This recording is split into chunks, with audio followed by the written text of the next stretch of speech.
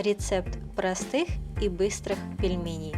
А почему они простые и быстрые? Потому что не так уж и много нужно для того, чтобы их приготовить, а самое главное состоит в том, что их не нужно закладывать в тесто, то есть не нужно раскатывать тесто и затем закладывать в него пельмешки. Итак, прежде всего, лук нам потребуется около 100 граммов. Это где-то одна маленькая луковица. Мы должны будем его достаточно мелко нарезать.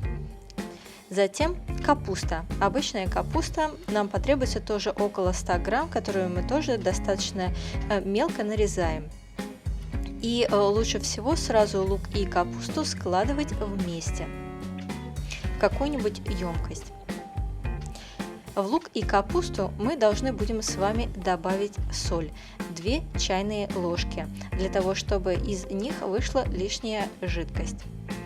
Поэтому мы все хорошо это перемешиваем вместе, лук, капусту и соль, и отставляем пока что в сторону на некоторое время. Далее мы с вами нарезаем морковь, около 50 грамм. И чем мельче мы это сделаем, тем, собственно говоря, лучше, потому что затем нам нужно будет все это пропаривать. Далее следующий ингредиент – это зеленый лук. Зеленый лук нарезаем мелкими кольцами, где-то около 30 грамм. Чеснок нам нужен будет 1 столовая ложка, мы его перемалываем. Теперь капусту и лук мы должны промыть в холодной воде. Далее свиной фарш 300 грамм. Мы закладываем в какую-нибудь глубокую емкость для перемешивания. И промытую капусту с луком, мы ее промывали для того, чтобы избавиться от лишней соли, чтобы блюдо не было слишком соленым. Мы теперь должны это хорошо отжать, для того, чтобы убрать из этого всю воду, ту воду, которую дали овощи, и, соответственно, та вода, которая осталась, когда мы их промывали. Хорошо отжимаем и закладываем в свиной фарш. Как вы видите, они достаточно уменьшились в размере. Овощи, затем закладываем нарезанный морковь и зеленый лук. Далее черный молотый перец мы закладываем пол чайной ложки приблизительно, но перчим по вкусу. Молотый чеснок 1 столовая ложка, я кладу чуть-чуть побольше, потому что очень люблю чеснок. И затем добавляем опять соль в объеме 1 чайной ложки.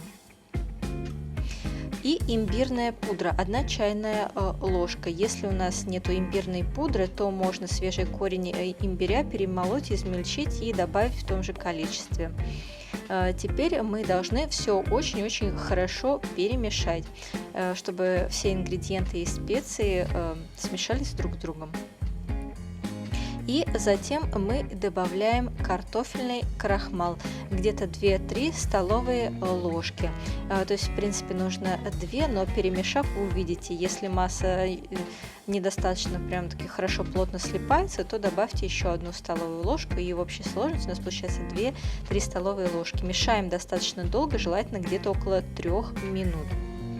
Затем подготавливаем следующее.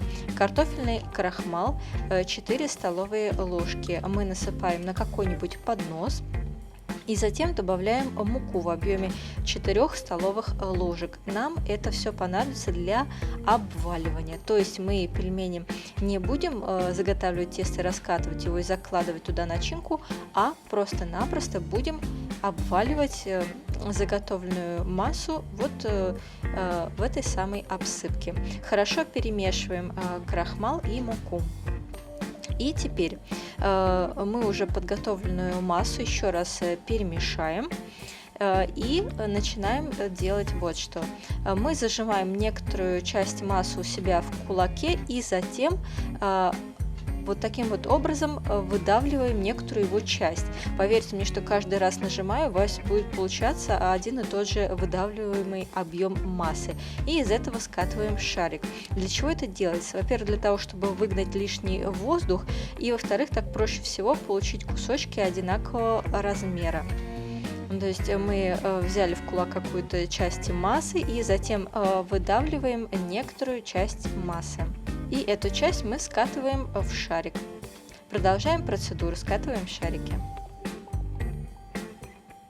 Как вы видите, с 300 грамм фарша у меня получилось 10 совершенно одинаковых шариков. Теперь мы эти шарики должны будем обвалять, как я уже прежде и говорила. Кстати, пельмени эти называются по-корейски гулим манду.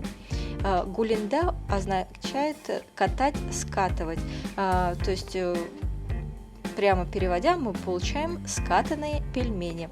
Например, если вы захотите сказать по-корейски, что вы скатываете снеговика, то вы будете использовать тот же самый глагол и скажете «нун сарамыль гульёё».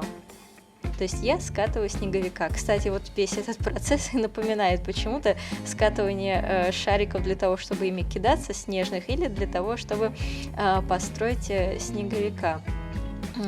Вот эти пельмешки, кстати, готовят на азиатский Новый год. И, кстати, именно такой способ распространен больше всего в северной части Кореи.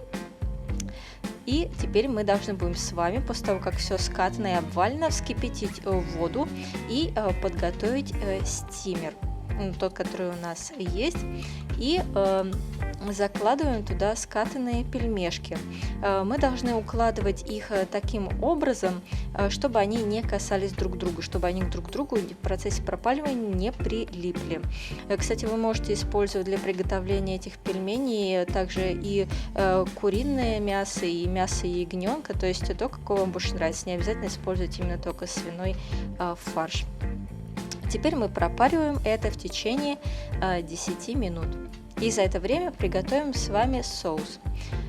Зеленый лук нам потребуется в объеме 10 грамм.